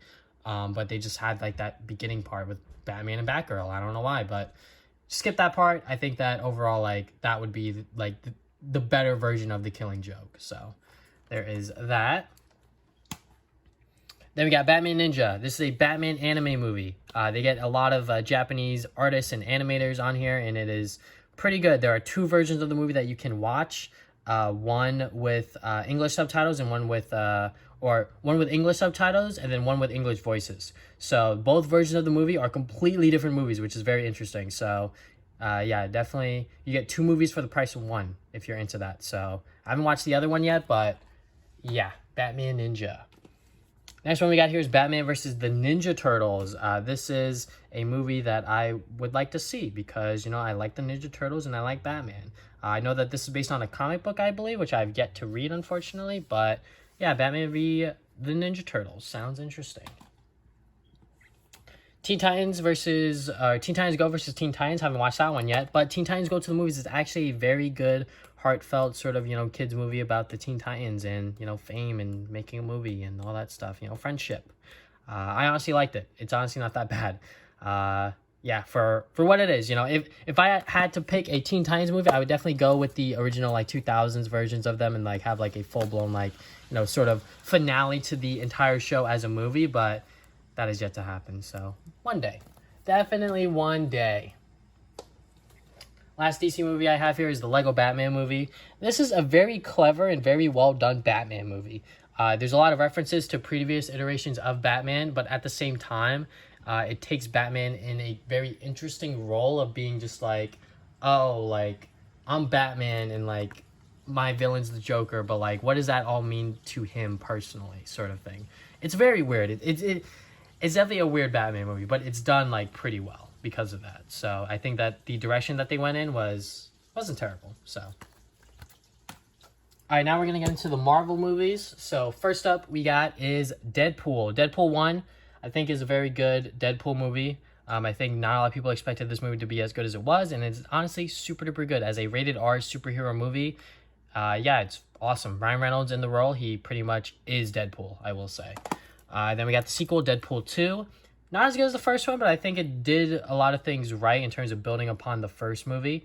Added Cable in there, added the X-Force, things like that. I think that as a sequel, it's alright, but it's definitely not better than the original. But I can see why some people might like it more than the original. Fantastic Four, the remake. Haven't watched it yet, but definitely one day I want to see what that's all about. Next one we got here is Logan. Oh my god, this is my favorite Wolverine film. They do such a good job closing out Wolverine and Hugh Jackman's role as Wolverine in this movie. So I think that it is a fantastic superhero movie, like, overall, and also a great rated R superhero movie because there's a lot of blood and a lot of gore, a lot of cursing. So yeah, fantastic superhero movie. You should definitely give it a watch because it is one of the best superhero movies by far, I will say. So there's that. And then we got the Spider-Man trilogy by Sam Raimi. I don't know what else to say that hasn't already been said already. Spider-Man 1 was actually my introduction to the hero, and I love Spider-Man since I've watched this movie. Fantastic movie. Spider-Man 2 does a lot of good things in this movie in terms of building upon the first one, but also showing that, like, with great power does come great responsibility and how that happens. Peter Parker takes a lot of poop in this movie. He gets treated like garbage, but that doesn't really stop him from being Spider-Man. Not the entire movie. He does, come back to being Spider-Man in the end, and that was fantastic to watch. And then Spider-Man 3, it's kind of funny. You can't deny that. The movie's kind of funny. There's a lot of goofy and wacky moments in the movie. There's a lot going on in the movie, too, with the villains and things like that. But yeah, Spider-Man 3, it is what it is. That is all I will say to that. Let me just put these up here now, or try to put these up here without everything falling. Next, we got the Amazing Spider-Man duology. This is an okay series of Spider-Man movies, I'm going to be honest. The Amazing Spider-Man 1, I really, really, really liked. I'm going to be honest. This is a movie that I still remember seeing in theaters. Oh my God, I can't believe I did this. But the first time I watched the movie, I cried during the Uncle Ben death scene. I don't know why, but I knew it was coming, but I still cried. I don't know. I was just super emotional and vulnerable. I don't know what it was. But yeah, Amazing Spider-Man 1, despite them dropping the whole, like, Peter Parker looking for Uncle Ben's murderer, like, we never saw that on screen. It is what it is, whatever. Amazing Spider-Man 2, definitely a colossal mess. They did a lot in this movie. They tried to fit a lot in this movie, like reintroducing Harry, the Rhino, Electro, Emma Stone as what's her name? Goddamn, Gwen Stacy and her death. So, like, they had to, like, rush a lot of things, which I felt like they probably shouldn't have done. They probably could have done, like, 4 great Spider-Man Andrew Garfield movies, but because of this, godforsaken movie, we got, Tom Holland and Spider-Man, which I'll talk about later. But first, let me go and talk about Spider-Man Into the Spider-Verse. Fantastic animated Spider-Man movie. This was a great job of introducing Miles Morales to the main, like, general audience of superhero and comic book movie consumers. And also the movie itself is a great Spider-Man movie. It does a really good job showing you that, like, anyone can take on the mask, and, like, everyone has, like, a sort of, like, different way and different path of doing things. And yeah, really, really love this film. I could watch this film every day and probably not get tired of it because it is that good. I really like what they did in this movie. The soundtrack, the animation, the characters, everything about this movie. Really, really good. Really liked it. Next we got is Venom with Tom Hardy. I knew this movie was going to be bad when I went to go see it in theaters, and it was bad. The movie is, it's just all over the place. I don't know. It just felt like very goofy, like sort of like early 2000s superhero movie. Like, it didn't feel like it came out in a recent time, like 2017, 2018, whenever this movie came out. And Venom, like, he looks alright. And, the main bad guy, oh my God, he was just super just, like, generic, like, bad guy. Like, I do bad things. I hate the world. And, yeah, honestly, my favorite moment in this movie was when Tom Hardy dropped the F-bomb. Like, that was so funny. Like, that was honestly, like, such, like, a good comedic moment. And, it's a PG-13 movie, so they can only drop one of them. But yeah, I think this movie would have been so much better if it was rated R. I'm gonna be honest. Like, if the movie was rated R, definitely would have been a little bit better, in my opinion. Like, maybe it would have bumped it up like 1 to 2 points. Like, right now for me, it's like a 4 or 5 out of 10. But if they added blood and, like, made it rated R and was, like, more creative with, like, the kills, definitely could have been like a 6 or 7 out of 10. But that's just me. But yeah, definitely overall, like, the movie's bad, but if you know what you're getting into, like, it's a fun time. It made a lot of money, so I can't really deny that. But yeah, let's move on to the MCU movies. So I just gotta bring them next to me. Let's bring the MCU movies next to me. I got 2 stacks because there's that many MCU movies. So obviously we're gonna go in MCU order, not alphabetical order, just MCU order. So we got Iron Man. Maybe I should have done alphabetical order. Anyways, Iron Man 1.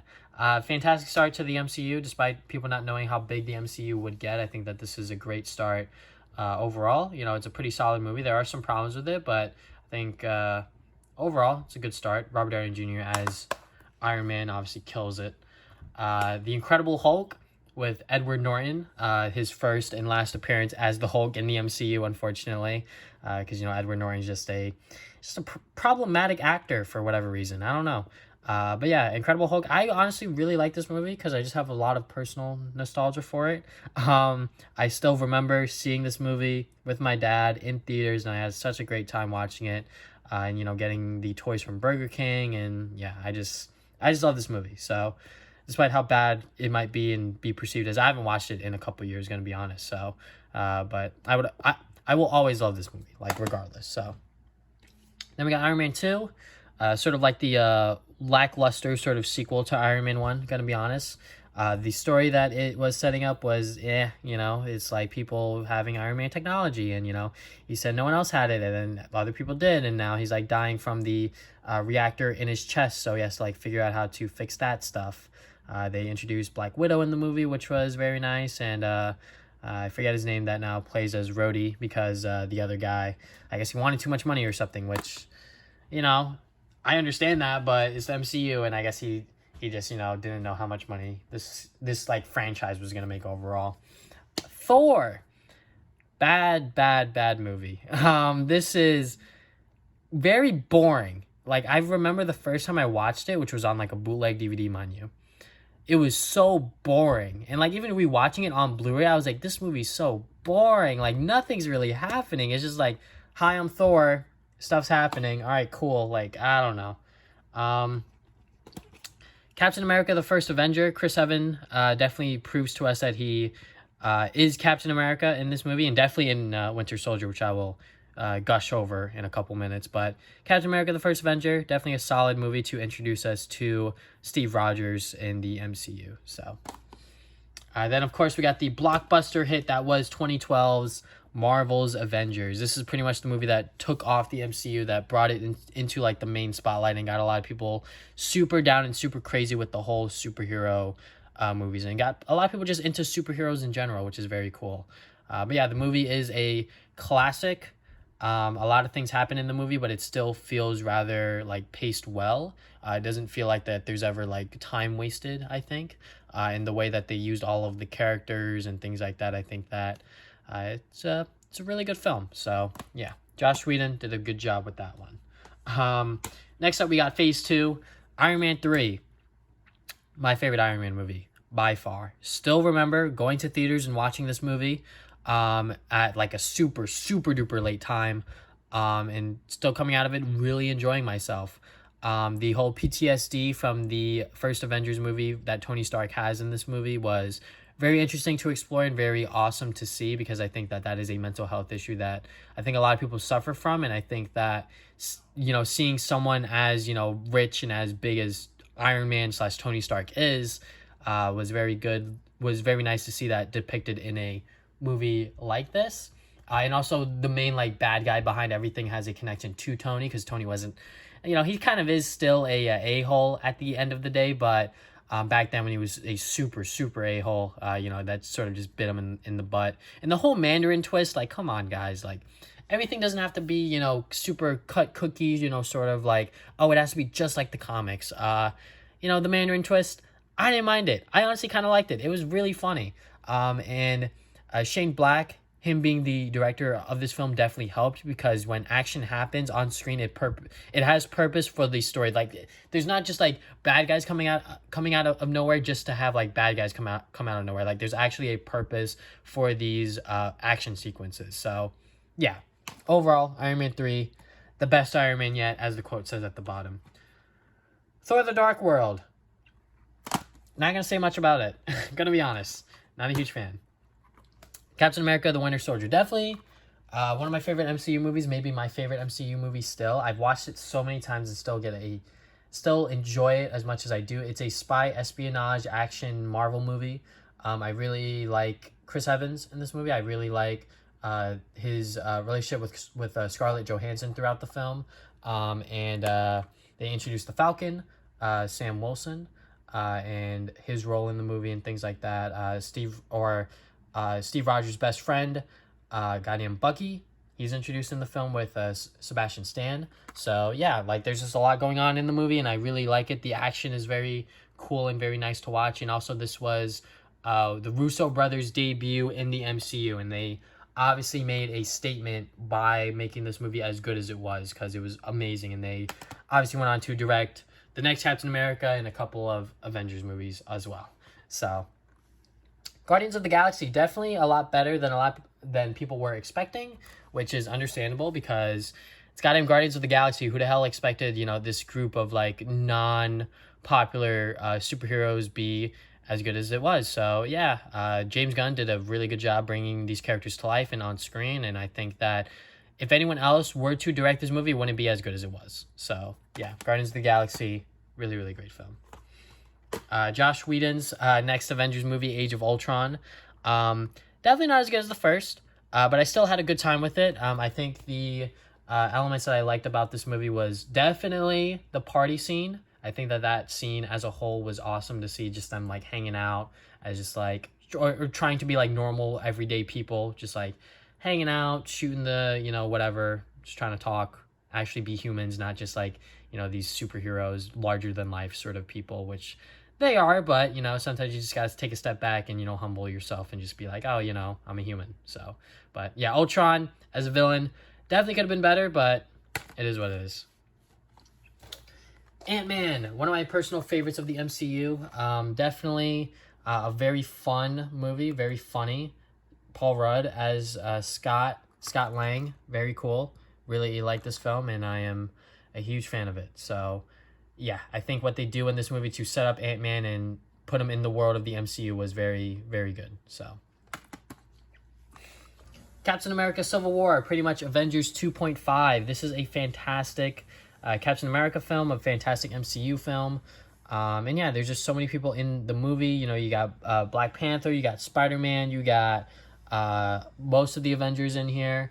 Yeah, it's a very cool movie to, sit down, watch, and just have fun with it, because it's about the Civil War between Iron Man and Captain America. So definitely wish that we got like the full-blown Civil War event from the comics, because I know that there's a lot more people involved in that, or superheroes I should say, but unfortunately they worked with what they got, and luckily we got Spider-Man in there, so that was very cool.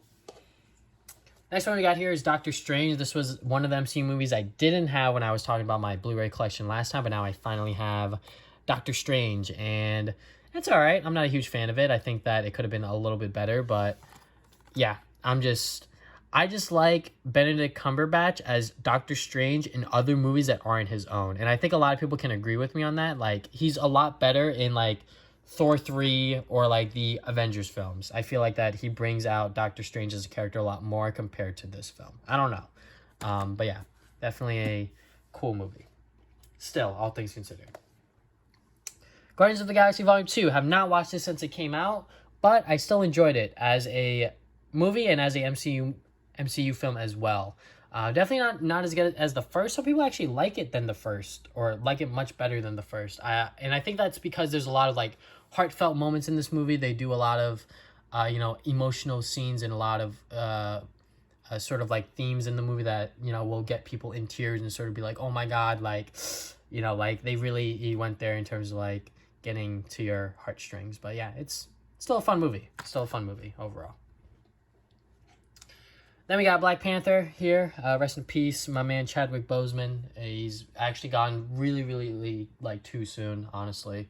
But I'm still thankful for him taking his time and portraying T'Challa on screen as he did. Because honestly, I don't think anyone else could have taken the role that T'Challa did like other actors, of color could have. But anyways, Black Panther as a movie, I thought it was pretty good when it initially came out.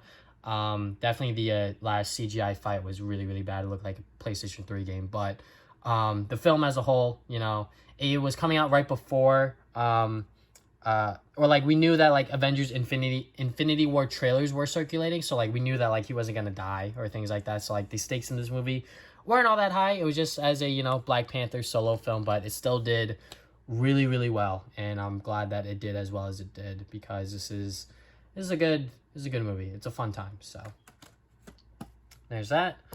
Next up we got is Thor 3, Thor Ragnarok. This is definitely the best Thor movie because it is not like other Thor movies. It's very funny. It's very sort of laid back, I know they do improv a lot, for like some scenes. It's like, all right, so you guys are like here and you guys are supposed to be doing this. All right, action. So like Taika Waititi did a great job directing this film and sort of like pushing Thor into like the next level in the MCU, because I think that there was definitely a trend in like the Avengers movies where like he was like the joke character, but like unironically, because he was just like super serious and like, he's goddamn Thor. But now they like fully embrace that in this movie, and I think Chris Hemsworth really had a good time with this movie, and I cannot wait to see what they do in Thor 4. I cannot wait to see what happens in that. So yeah, Thor Ragnarok, very, very cool. And also the Hulk stuff, the Planet Hulk parts of the movie are pretty cool to see as well. Spider-Man Homecoming. I will still stand by this, that Tom Holland is one of the best, if not the best, person to take on Spider-Man. He's like the perfect age, in my opinion. I really like it when Spider-Man's in high school. I know some people like it when he's older, which I understand, because there are definitely more interesting and more compelling stories you could do with a older Spider-Man. But teenager Peter Parker, I love it. And Spider-Man Homecoming really does show, the teenager Peter Parker that I know and love. Definitely takes a lot of elements from the Ultimate Spider-Man comic book, I feel, and sort of puts it into this movie. And, Tom Holland does a great job in the role. Him being Tony Stark Jr., quote unquote, is just how it is at the end of the day. If they had Spider-Man from the beginning, I'm sure they wouldn't have done, Peter Parker the way they did. And I'm pretty sure Uncle Ben might have been a much bigger factor in these movies than in these like hypothetical like new movies if they had Spider-Man from the beginning of the MCU. But it is what it is. I'm not gonna be like too sort of like video essay sort of like talking about my thoughts on Spider-Man in the MCU. But Homecoming is a good movie. I could watch this movie honestly like every day. I've watched it so many times that I am not really that sick of it yet. Next one we got here is Avengers Infinity War. I think Black Panther should have been a lot sooner than it. Anyways, whatever. Definitely not MCU order, I think, but Avengers Infinity War. This was the pretty much the quote-unquote culmination of 10 years or whatever. But Infinity War is honestly a really good Avengers movie. They are constantly moving between the different groups of the Avengers and seeing on how they are sort of fighting this war against Thanos as he's trying to get all of the Infinity Stones. We get to see the Guardians of the Galaxy finally within a Avengers movie. And yeah, it is awesome. It is definitely better than Endgame in terms of like a overall movie. But personally, I like Endgame a lot more, which I will gush over in just a minute. After I say that Ant-Man and the Wasp, aka Ant-Man 2, is a really bad movie. This movie is not good. It is very much a comedy, but it's not a good comedy. Like, at least in Ant-Man 1, Paul Rudd, or should I say Scott Lang, he was actually smart, but he was funny at the same time because that's just who he is. This movie, he's just a complete clown. He's actually dumb, which is like weird because he's actually smart. So, yeah, I don't know. I'm gonna stop myself there. But Ant-Man 2 is not my cup of tea. Let me actually just move these to the side so they're not blocking up the camera so much. Captain Marvel. Okay, as a movie, it's alright. Gonna be honest. As a MCU movie, feels a little unnecessary. Because in Endgame, she's really like a non-factor. I'm gonna be honest. Like she's barely in the movie. Like she literally shows up in like the third act, and that's about it. But Captain Marvel, like the movie itself, it's whatever. We get to see the origins of Nick Fury and Shield, and how Captain Marvel was here before any of the other Avengers even came on to this initiative. But yeah, I think it's all right. It's whatever. It's not like anything like mind blowing or groundbreaking, but it's a okay MCU movie at the end of the day. Okay, Avengers Endgame. I've seen this movie like 5 times in theaters. I've seen it so many times in theaters because I love it that much. This is one of my favorite MCU movies. Definitely my favorite Avengers movies. Just what happens in this movie, like there's just so much, like they just lost to Thanos and then they have to go back to him and like try to figure out how they're going to like undo everything that's happened. And it's great. It's awesome. The third act, oh my God, man. The one scene with Captain America, if you know, that move was awesome. First time I saw it in theaters, I was like, oh my God, like I was flipping out. And every single time after that, when I was seeing it in theaters again, awesome. And the characters coming in through the portals, awesome. Everything about this movie, I was just loving. I know it's a lot of fan service, but I'm down with it. I like that. Then the last MCU movie we have to talk about is Spider-Man Far From Home. A lot of people like to trash on this movie, especially Spider-Man Twitter. But personally, like, it's alright, guys. Like, it's not like super bad. Like, it's still a fun MCU movie. It's still a fun Spider-Man movie. There's still themes of like responsibility and like, this is definitely a epilogue to Endgame. So like, Peter Parker's trying to figure out what he wants to do after Endgame and like sort of like figure out what he's doing and things like that. But yeah, like, I think that the movie definitely could have been better. There's definitely some moments in the movie that I'm just like, what is going on here? Like, that seems a little silly. And yeah, like, I thought it was all right. Like, I think that Spider-Man 3 is definitely going to be very interesting just because of the first after credit scene for Far From Home was just, what the hell? All right, next we're going to get into Disney films. So these are Disney/Pixar movies. I have a lot of like Pixar movies and a lot of modern Disney animated movies. So you're not going to see like Peter Pan or Snow White or anything like that. You're going to see like things like Big Hero 6. This movie's all right. I think that this was Disney's attempt to making a Pixar movie, but it wasn't all that great. It wasn't like stellar or spectacular, which is why it's not like up to like Disney standards, I would say. But I thought that it was a okay film. It's definitely, fun to watch once, but I think more than that, you can definitely see the flaws in it. But yeah, Big Hero 6, there's that. Oh my God, Coco. I love Coco. This is one of my favorite Pixar movies. It's about this kid who somehow goes to see like his family, and like you get to see on how all that plays out. Or like see his family, but like they're all like skeletons, and like, they're sort of what's it called? Sort of heritage, if that's the word. I'm not entirely sure, but it's a very cute, it's a very wholesome, it's a very heartfelt movie, just like most Pixar movies are, and I loved it. I really like it. There's a lot of style. There's a lot of really cool like moments in the movie that I'm just like, wow, that just looks great. So yeah, Coco. Hopefully I described that well enough.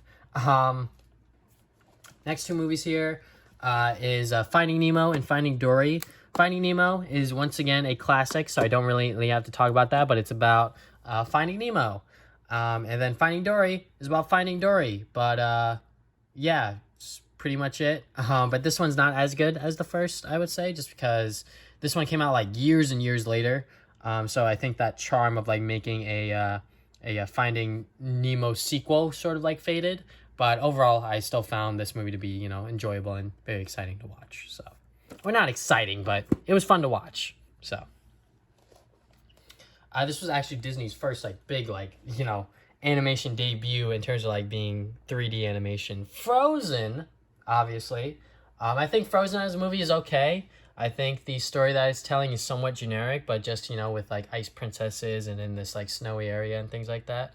But, yeah, I think definitely the song Let It Go carried this movie, like, really, really hard. Yeah, they're just falling in love, and things happen in Disney movies. So yeah, and goddamn Olaf, I hate Olaf. Do not talk to me about Olaf, please. Next movie we got here is Pixar Inside Out. This one's about talking about your feelings and your emotions and showing that, and it's okay to not, it's okay to feel sad, it's okay to feel angry. You don't always have to be happy-go-lucky because that's just how life is. So that movie explores that, but for kids. So Monsters University. This is actually my last purchase from Toys R Us. My very, very, very last purchase from them. I opened it, but I haven't watched it yet. I think I opened it because the disc in there was loose or something like that, if I had to guess. But yeah, this was my very last purchase from Toys R Us. They had so many copies of these, so I was just like, screw it, why not? So yeah, unfortunate. Rest in peace, Toys R Us, but Monsters University. I heard it was all right. Might have been bad, but I'm not entirely sure. The Incredibles. Oh my God. This is such a good superhero movie, but also a good Pixar movie. Yeah, it's about this superhero family, and yeah, it's very cool. If you haven't watched it yet, watch it. I honestly like the second one a little bit more. I don't know why, but yeah. Next one we got here is Tim Burton's The Night Before Christmas, a classic Christmas Halloween movie. Haven't watched it yet, so once we get closer to that time, I will give it a shot. Next we got here is 3 movies, classics. We got Toy Story 1, 2, and 3. all on Steelbook, thanks to Best Buy because they had a sale. Toy Story 1, the classic story of Woody getting jealous over Buzz and Buzz not knowing that he's a toy. So, they get to have their own arc together of Buzz figuring out that, oh my God, I'm a toy. And then Woody figuring out that, hey, it's okay to share and, be friends with people. So there is that. And Toy Story 2, it's about finding Woody because Woody went missing or something like that. I forget exactly. But Toy Story 2, it's honestly a pretty good sequel. They do a lot of things right in terms of just building up upon what Toy Story 1 did. So there is Toy Story 2. And Toy Story 3 might be my personal favorite, and I will tell you why. So Toy Story 3, I still remember going to the theater with my friend Damien. We have a podcast together, the Travis and Damien podcast.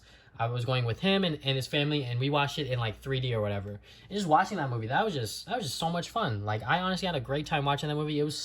It's been years since I watched the original Toy Stories at that point. So watching Toy Story 3 at that time, I was like, wow, I still love these characters. Woody, Buzz, all of them. I just love the characters. So yeah, and Toy Story 3, the story is, they go to a daycare and they figure out, they're bad toys. So yeah, Toy Story 3. I don't have Toy Story 4 yet. I probably should have bought it last Black Friday, but I did not. Next two we got here is Wreck-It Ralph 1 and 2. So Wreck-It Ralph 1 is about the bad guy wanting to be a good guy, and there's a lot of video game references in there. So that's cool. That was very nice to see. And yeah, it's a very wholesome, very, kind-hearted movie about, these characters being rejected and they're trying to figure their way back into society and being, a good guy, I guess, being accepted, which is, sometimes hard. Then we get Wreck-It Ralph 2, Ralph Breaks the Internet. This one is about more like, what's it called? Like friendship. Vanellope wants to move on and do other things and go into other games and play with that, while Ralph still wants to be her friend and have her by his side, and he wants to keep her with him because that's his only friend. So he gets to learn about friendship and no matter how far they're apart from each other, they're still gonna be friends.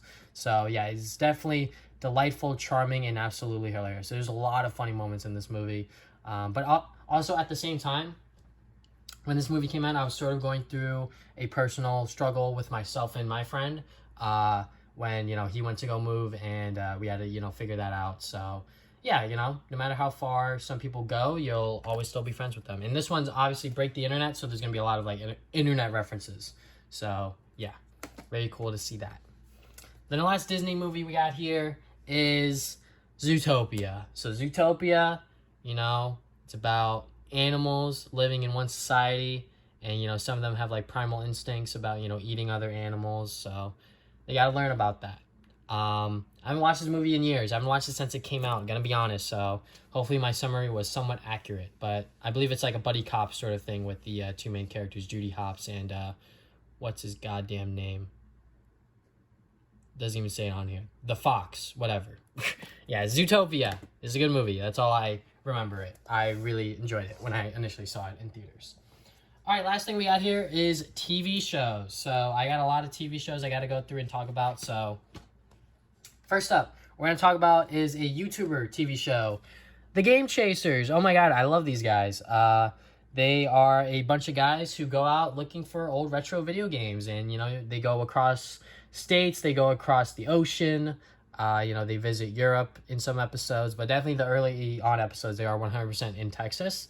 But yeah, this is a fun show. If you're into retro game collecting or game collecting in general, this might pique your interest. So yeah, have this on Blu-ray. I ordered season 5 and the rest of the other seasons 1 through 3 on Blu-ray. So I have to wait for those to, be printed and made or whatever. So the Spectacular Spider-Man cartoon show. Oh my God.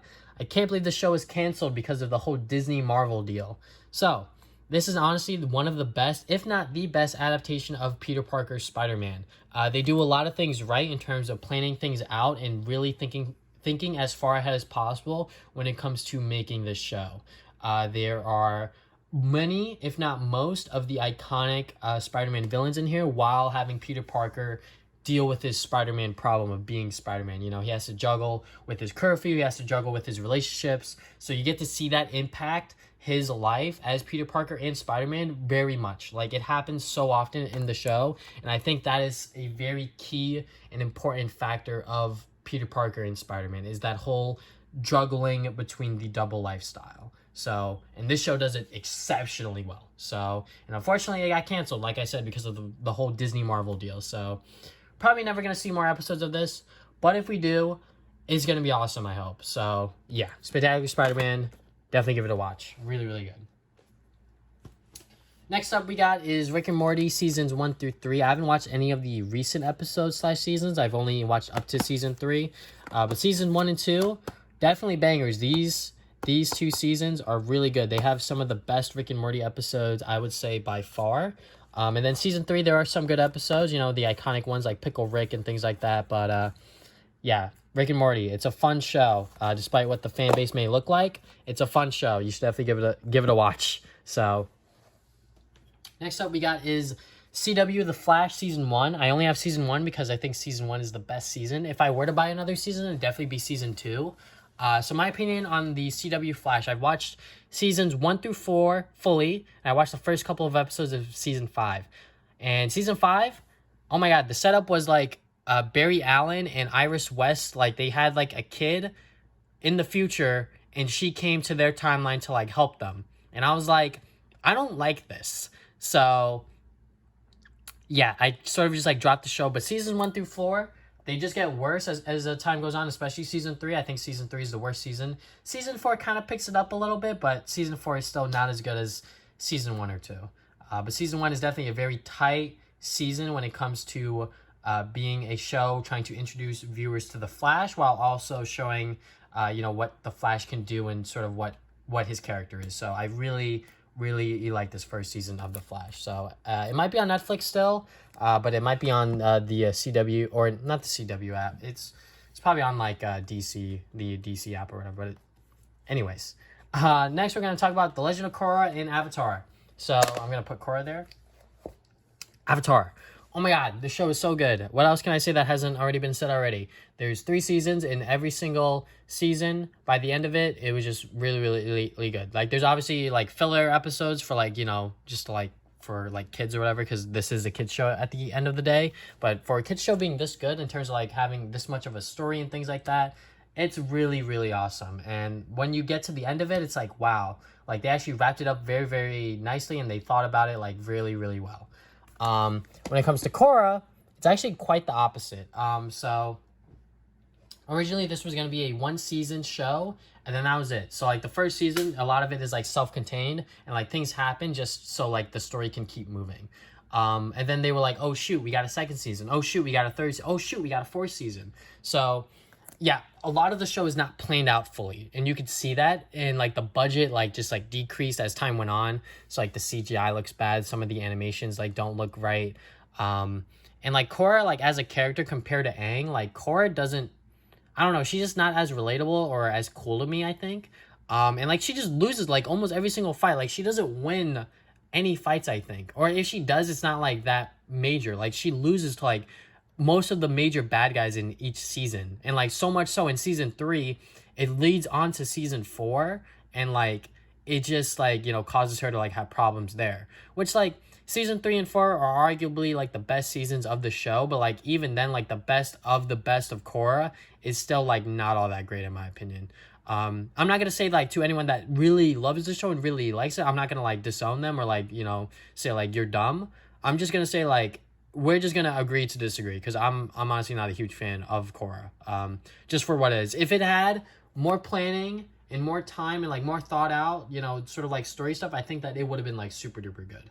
But unfortunately, just like with how it went, it just didn't turn out as well as it probably could have. Second to last TV show I got here is the Star Wars: The Clone Wars. So we got season 1,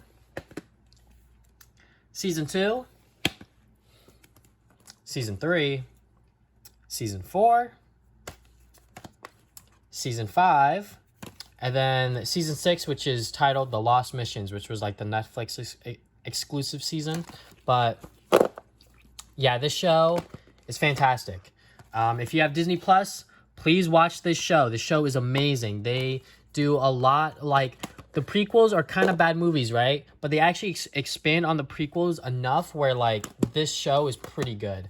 The early seasons are not all that great, but the later seasons really do, like, some really good, like, experimental, like, stories with, like, Darth Maul and Obi-Wan Kenobi and Anakin. Like, watch my review that I did on this channel about this show, because it is honestly super duper good. Highly recommend anyone who's interested in, like, the Clone Wars stuff and, like, Anakin, Obi-Wan, and the new character Ahsoka Tano. If you're interested in, like, seeing any of their character stories, watch this show, because the stories this show tells is, like, really good, and it really shouldn't be that good, like, for a kid's show, mind you. So yeah, and, like, the final season was great, you know, especially the final episodes, obviously. But moving on from that, last two things of my entire Blu-ray collection.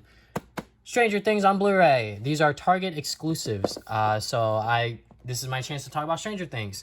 Stranger Things, the original, awesome season, really, really good, because it was great in establishing the world of Stranger Things and how, you know, that stuff works.